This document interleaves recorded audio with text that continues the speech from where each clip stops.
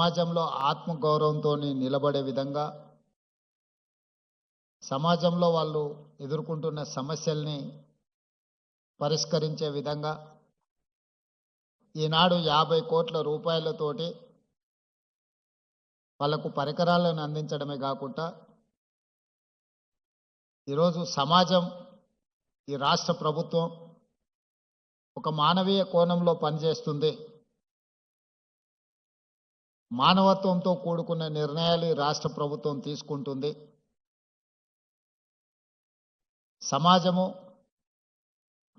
సమాజ నిర్లక్ష్యానికి లోనైన వాళ్ళు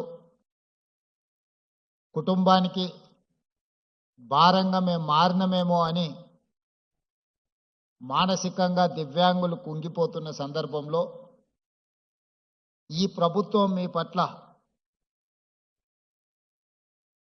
కుటుంబ సభ్యులను ఏ విధంగా అయితే ఆదరిస్తుందో ఆ విధంగా మీ అందరికీ అవకాశం కల్పించాలని నిర్ణయం తీసుకొని ఎప్పుడు లేని విధంగా 50 కోట్ల రూపాయలు కేటాయించి ఈనాడు మీకు సహాయం అందించడమే కాకుండా మీకు అవసరమైన పరికరాలను అందించి ఈ ప్రభుత్వం మీకోసం ఉన్నది ఒక విశ్వాసాన్ని కల్పించాలనే ప్రయత్నంలో భాగంగానే ఈనాడు మా మిత్రులు అడ్లూరు లక్ష్మణ్ గారు ఈ కార్యక్రమాన్ని ఏర్పాటు చేసి అన్ని జిల్లా కేంద్రాలలో ఈ కార్యక్రమాన్ని పెట్టి అందరికీ ఇక్కడి నుంచి ప్రభుత్వం తీసుకుంటున్న నిర్ణయాలను అందే విధంగా ఏర్పాటు చేయడం జరిగింది.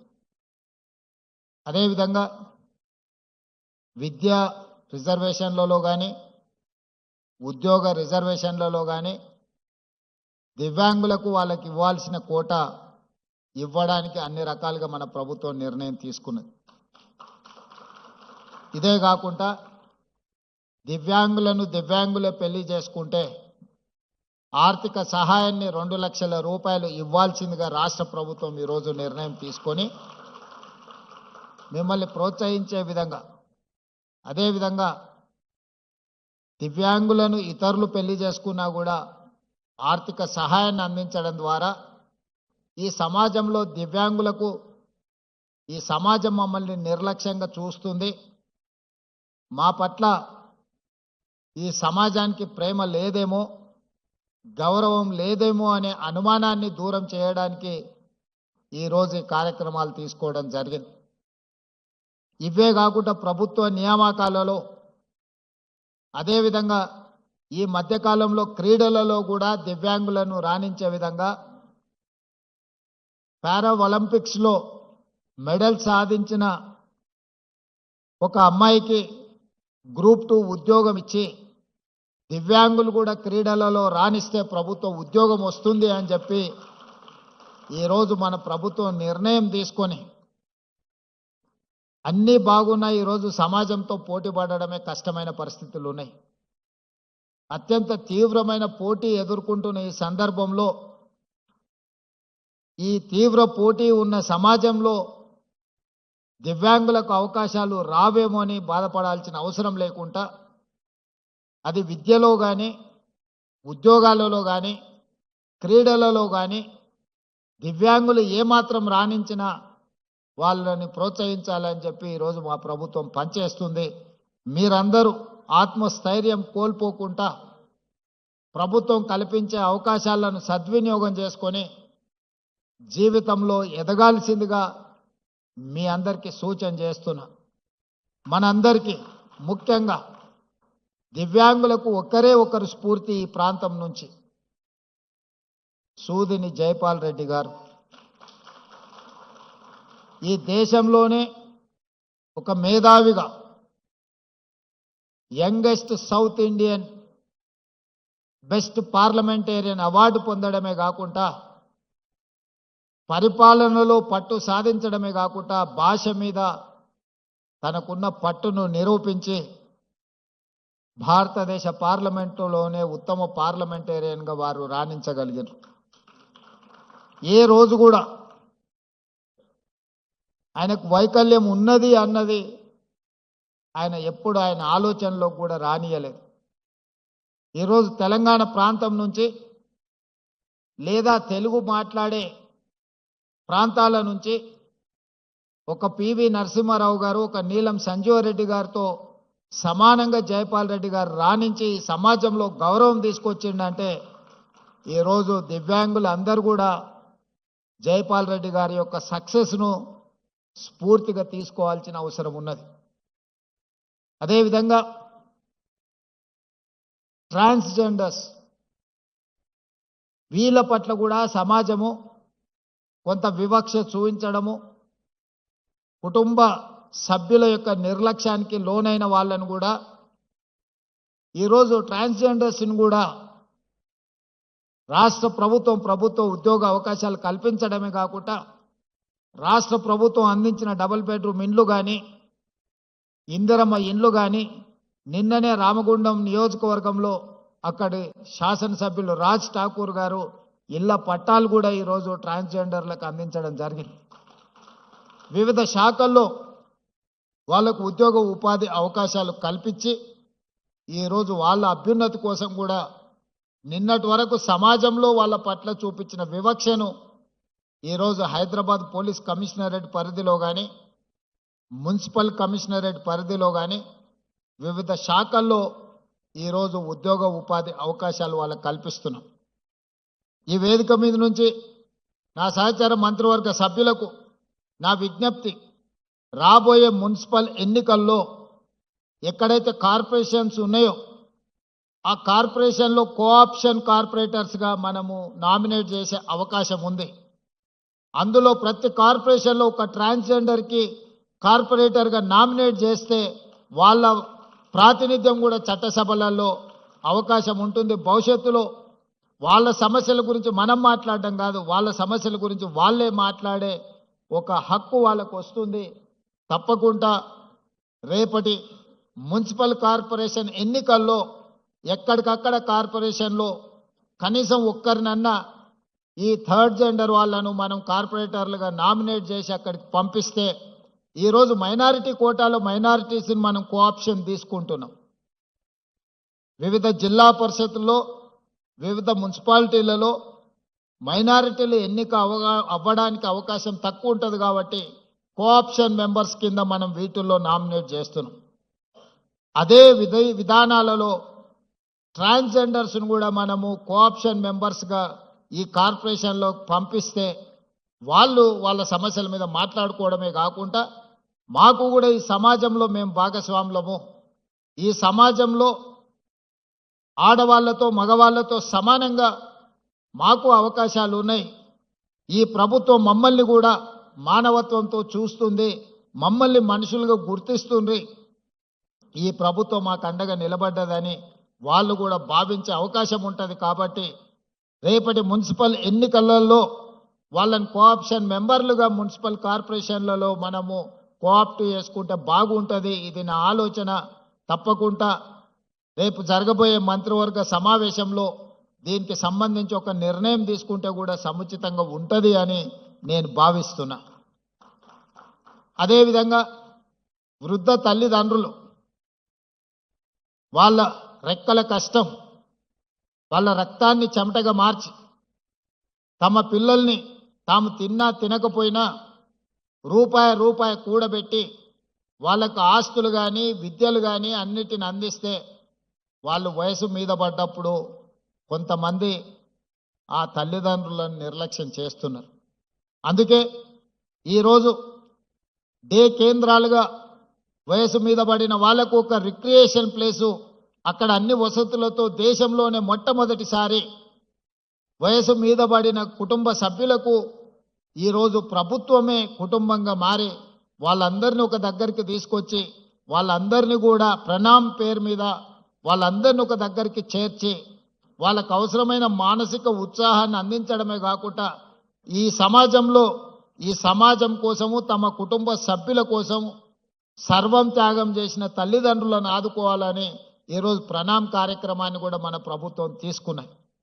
మొన్న జరిగిన గ్రూప్ 1, గ్రూప్ 2 నియామక పత్రాలు అందించిన సందర్భంగా నేను ఒక మాట చెప్పిన, ఇక్కడ సెలెక్ట్ అయిన ప్రభుత్వ ఉద్యోగులు 90% పేద కుటుంబాల నుంచి గ్రామీణ ప్రాంతాల నుంచి వచ్చిన వాళ్ళే ఎక్కువ ఉన్నారు.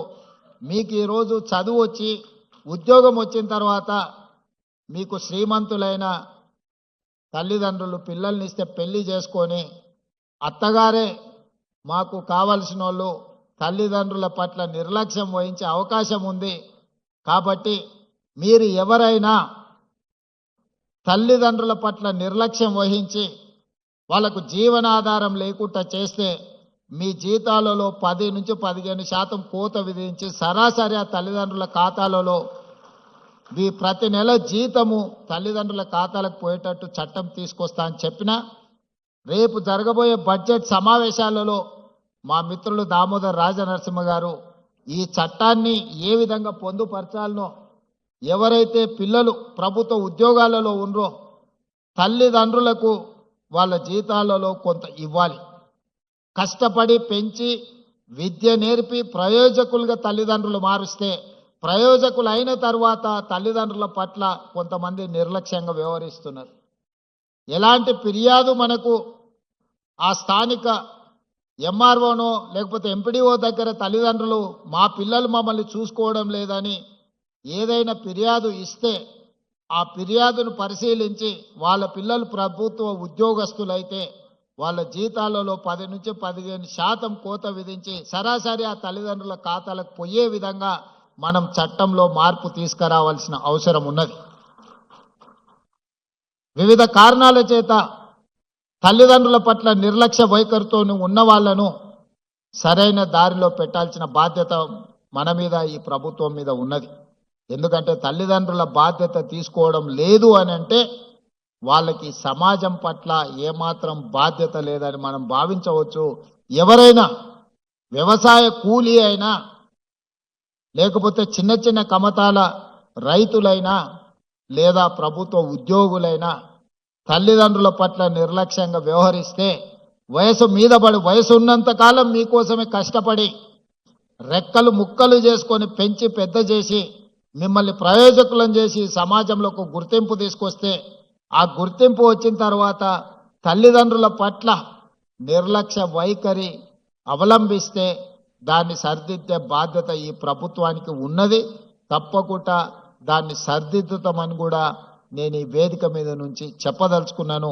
దానికి సంబంధించి కూడా చట్టాన్ని సవరించి ఈరోజు తప్పకుండా ఈ రకమైన చర్యలు చేపడతాం. అదేవిధంగా 100% తెలంగాణ రాష్ట్రంలో ఉన్న ప్రతి ఒక్కరికి వైద్యాన్ని అందించాలనేదే మా ఉద్దేశం. ఇంతకుముందు మిత్రులు దామోదర్ రాజనరసింహ గారు తలసేమియా గురించి ఇతర పరీక్షల గురించి కొన్ని సూచనలు చేసిండ్రు. రాబోయే రోజుల్లో రేపటి బడ్జెట్ సమావేశాలలో హెల్త్ పాలసీ తీసుకొచ్చి ఈ రాష్ట్రంలో ఉండే ప్రతి పౌరుడికి 100% ప్రభుత్వం వైపు నుంచి వైద్యాన్ని అందించే విధంగా ప్రణాళికలు సిద్ధం చేస్తున్నాం. హాస్పిటల్కి వెళ్తే ఆస్తులు అన్నీ అమ్ముకునే పరిస్థితులు ఈ రోజు మనం చూస్తున్నాం. అందుకే ప్రభుత్వం మీ అందరి పట్ల మానవీయ కోణంతో వ్యవహరించడమే కాకుండా మానవత్వంతో తీసుకునే నిర్ణయాలు మీ జీవితాలలో వెలుగును నింపబోతున్నాయి. తెలంగాణ రాష్ట్రం ఏ లక్ష్యం కోసం సాధించుకున్నామో తెలంగాణ సమాజం స్వేచ్ఛను కోరుకుంటుంది. తెలంగాణ సమాజం సామాజిక న్యాయం కోరుకుంటుంది. తెలంగాణ సమాజం సమానమైన అవకాశాలను కోరుకుంటుంది. సమానమైన అవకాశాలు కల్పించాలి అని మాదిగ ఉపకులాల వర్గీకరణను 40 సంవత్సరాల నుంచి పెండింగ్ ఉంటే దేశంలోనే మొట్టమొదటి రాష్ట్రంగా ఈరోజు ABCD వర్గీకరణ చేసి ఆయా శక్తులకు జాతులకు న్యాయం జరిగే విధంగా ఈరోజు మన ప్రభుత్వం నిర్ణయం తీసుకున్నది. తాత్కాలికంగా కొన్ని వర్గాలలో కొంత అసంతృప్తి ఉన్నా దీర్ఘకాలికంగా ఈ వర్గాలన్నీ కలిసి ఉండే అవకాశం ఉంటుంది. ఈరోజు వర్గీకరణ జరిగింది కాబట్టి కొంత కోపతాపాలు ఉన్న భవిష్యత్తులో ఒకరి మీద ఒకరికి అపోహలు తొలగిపోయి వాళ్ళందరూ కలిసి ఉండడానికి అవకాశం ఉంటుంది. అదేవిధంగా 100 సంవత్సరాల నుంచి జనగణన జరుగుతుంది కానీ కులగణన జరగలేదు. బ్రిటిష్ పరిపాలనలో కులగణన జరిగింది. మళ్ళీ 100 సంవత్సరాల తర్వాత మొట్టమొదటిసారి తెలంగాణ రాష్ట్రంలో జనగణనతో పాటు కులగణన చేసి ఎవరు ఎంతమంది ఉన్నారో వాళ్ళ దామాషా ప్రకారం వాళ్లకు నిధులను ఇవ్వాలి, ప్రభుత్వ పరంగా అవకాశాలు ఇవ్వాలి అని ఈరోజు కులగణను కూడా పూర్తి చేసి వాళ్లకు రాజకీయంగా విద్య వైద్యంలో ఉద్యోగ ఉపాధి అవకాశాలతో పాటు రాజకీయ అవకాశాలు కూడా కల్పించాలని మన ప్రభుత్వము ఈరోజు సమగ్ర కుటుంబ సర్వే పూర్తిగా చేసి ఈరోజు సిపెక్ సర్వే ద్వారా డేటా యాక్యురేట్గా ఈరోజు మన రాష్ట్ర ప్రభుత్వం డిప్యూటీ సీఎం ఉప ముఖ్యమంత్రి గారు బట్టి విక్రమార్క గారి నేతృత్వంలో మన ప్లానింగ్ డిపార్ట్మెంట్ సిపెక్ సర్వే చేసి ఈరోజు తెలంగాణ రాష్ట్రం మొదటి రాష్ట్రంగా నిలబడ్డది. 2026 సంవత్సరంలో కేంద్ర ప్రభుత్వం చేయబోయే జనగణన ఈరోజు తెలంగాణ రాష్ట్రం మోడల్నే కాపీ కొట్టి సేమ్ ఏ విధంగా అయితే పోయిన సంవత్సరం తెలంగాణ రాష్ట్రంలో జనగణన కులగణన చేసినామో ఈరోజు కేంద్ర ప్రభుత్వం యాజ్ ఇట్ ఈస్ తెలంగాణ రాష్ట్రం ఏ ప్రక్రియను అవలంబించిందో ఈరోజు కేంద్ర ప్రభుత్వం తొందరలోనే జనగణనలో కులగణనను కూడా చేర్చి ఆ ప్రక్రియ ప్రారంభించబోతుంది. తెలంగాణ రాష్ట్ర ప్రభుత్వం గర్వంగా చెప్పుకుంటుంది, మేము అమలు చేసిన విధానాన్నే ఈరోజు కేంద్ర ప్రభుత్వం తప్పని పరిస్థితుల్లో మా ఒత్తిడికి కేంద్ర ప్రభుత్వం తలవొగ్గి ఈరోజు అదే విధానాన్ని తీసుకురాబోతుంది. దేశానికి మొత్తం తెలంగాణ రాష్ట్రం ఈ విషయంలో ఆదర్శంగా నిలబడ్డదని నేను ఈ వేదిక మీద నుంచి చెప్పదలుచుకున్నాను. అందుకే మిత్రులారా, సమస్యలు అన్ని పరిష్కారమైనాయని నేను చెప్పను. 2 సంవత్సరాల్లోనే అన్ని పరిష్కరించడం అద్భుతాలు చేసినామని కూడా నేను చెప్పను. కానీ ఉన్న సమస్యల్ని పరిష్కరించడానికి అవసరమైన ప్రణాళికల్ని మన ప్రభుత్వం రచించుకుంటుంది. సమస్యలు ఉన్న వాళ్ళతో చర్చించి వాళ్ళ వైపు నుంచి పరిష్కారానికి అవసరమైన సూచనలు తీసుకొని మా ప్రభుత్వం ముందుకు వెళ్తుంది. మా ప్రభుత్వం ప్రజల నుంచి వచ్చిన ఆలోచనల్ని అందిపుచ్చుకొని ప్రజలు అందించే సలహా సూచనల్ని తీసుకొని పరిపాలన కొనసాగిస్తున్నాం. అందుకే ఇది ప్రజాపాలన, పేద ప్రజలకు అందుబాటులో ఉండే పాలన. ఈ రోజు ఇక్కడ ఇంతమంది ఉన్నారు. ఒకనాడు ఇందులో కాలు పెట్టాలని వచ్చి ఎర్రటెండలో అక్కడ గేటు బయట గద్దరన్న 4 గంటలు ఎదురు చూసినా లోపలికి రాలేకపోయిండు. మీరు అందరు చూసిండ్రు. కానీ ఇవాళ స్వేచ్ఛగా మీరు లోపలికి వచ్చి మీరు ఇక్కడ కూర్చొని మీ హక్కుల గురించి చర్చించుకునే పరిస్థితి ఈరోజు జ్యోతిరావు పూలే ప్రజాభవన్లో అవకాశం కలిగింది. ఒకనాడు కొద్దిమంది శ్రీమంతులకు పెద్ద పెద్ద కాంట్రాక్టర్లకు మాత్రమే ప్రవేశం ఉన్న ఈ ప్రాంతంలో ఈరోజు పేదవాడు, నిరుపేద, వికలాంగులు, లేకపోతే ట్రాన్స్జెండర్స్ నుంచి పండు ముదిసి వాళ్ళు కూడా ఇక్కడికి వచ్చి తమ సమస్యల్ని చెప్పుకోవడానికి అవకాశం ఈ ప్రభుత్వం కల్పించింది. ఈ ప్రభుత్వానికి ధర్మగంట ఉన్నది. సమస్య ఉన్నదని ఆ ధర్మగంట ఎవరు కొట్టినా ఇక్కడ వచ్చి వాళ్ళ సమస్యల్ని వింటాం. ఇది ప్రజా సమస్యల్ని పరిష్కరించుకునే ప్రతి వారంలో 2 రోజులు ఇక్కడ ప్రజా వేదిక నిర్వహించి ఐఏఎస్ అధికారులతో పాటు డాక్టర్ చిన్నారెడ్డి గారు ప్లానింగ్ కమిషన్ వైస్ చైర్మన్, వీలైనప్పుడు మా మంత్రులు కూడా ఇక్కడికి వచ్చి ఆ సమస్యల్ని విని కొన్ని లక్షలాది సమస్యల్ని మనం పరిష్కరించుకుంటున్నాం. ఈ రాష్ట్రంలో సమస్యలు ఉన్నవాళ్ళు ఎక్కడికి వెళ్ళాలోనో తెలియని పరిస్థితి లేదు. ఎక్కడికి వెళ్తే ఆ సమస్యకు పరిష్కారం దొరుకుతుందో ఈ ప్రజలకు స్పష్టత ఉంది. మీ సమస్యల్ని పరిష్కరించడానికి నిరంతరం సచివాలయంలో మా మంత్రులు, మా యంత్రాంగం అందుబాటులో ఉండు.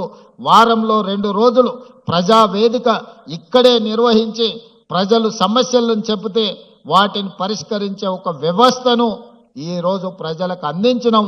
ఇంకా చేయాల్సింది చాలా ఉంది. వాటికి అవసరమైన ప్రణాళికలు రచించుకుంటున్నాం. మీ అందరి ప్రభుత్వానికి అండగా నిలబడండి. తెలంగాణ రాష్ట్రాన్ని దేశంలోనే అభివృద్ధి చెందిన రాష్ట్రంగా, ఆర్థికంగా బలోపేతమైన రాష్ట్రంగా, పేద ప్రజలకు అండగా నిలబడే మొదటి రాష్ట్రంగా తెలంగాణ రాష్ట్రాన్ని తీర్చిదిద్దుకుందామని మీ అందరికీ తెలియజేస్తూ ఈ కార్యక్రమంలో పాల్గొన్న లబ్ధిదారులకు, అదేవిధంగా వివిధ జిల్లాలలో ఆన్లైన్లో పార్టిసిపేట్ చేసిన అధికారులకు, మా దివ్యాంగ సోదరులకు అందరికీ కూడా మనస్ఫూర్తిగా శుభాకాంక్షలు తెలియజేస్తూ మీ అందరి దగ్గర సెలవు తీసుకుంటున్నా. ధన్యవాదాలు మిత్రులారా.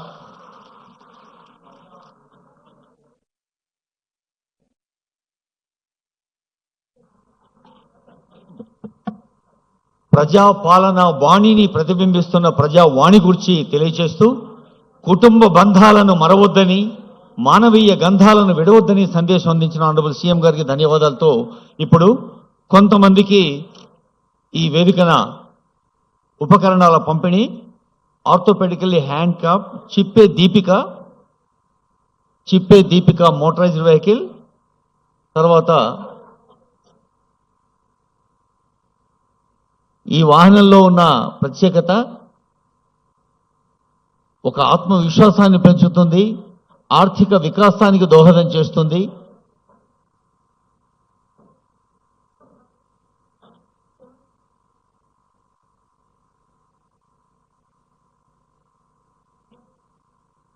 దీపిక కొత్త కాంతితో వెలుగుతుంది.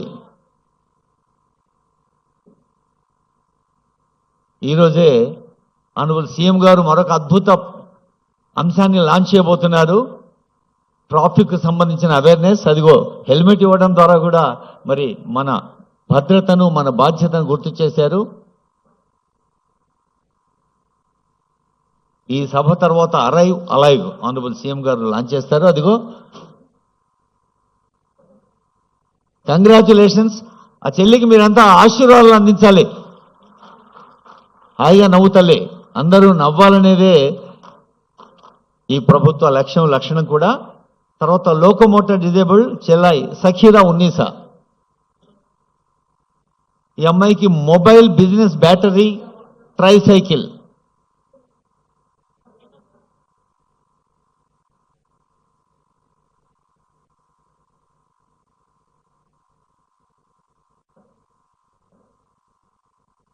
కంగ్రాట్స్ దీపిక.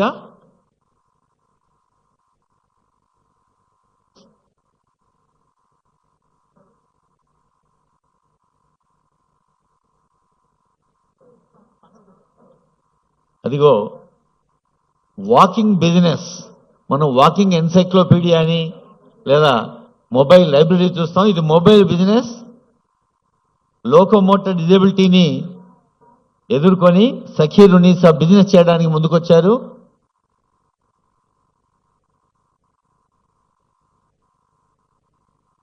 తర్వాత గిరిజ రెడీగా ఉండాలి. నెక్స్ట్ గిరిజ.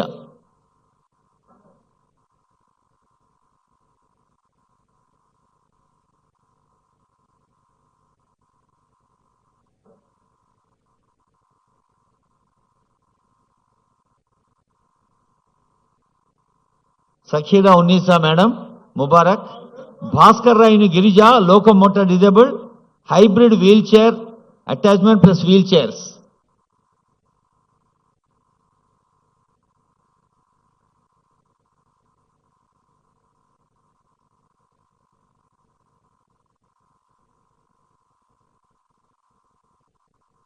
ఇందాకే అనుకున్నాం హైబ్రిడ్ వీల్ చైర్ అంటే బయట ప్రయాణాలకు ఉపయోగపడుతుంది, ఇంట్లో కూర్చొని పనిచేయడానికి కూడా ఉపయోగపడుతుంది.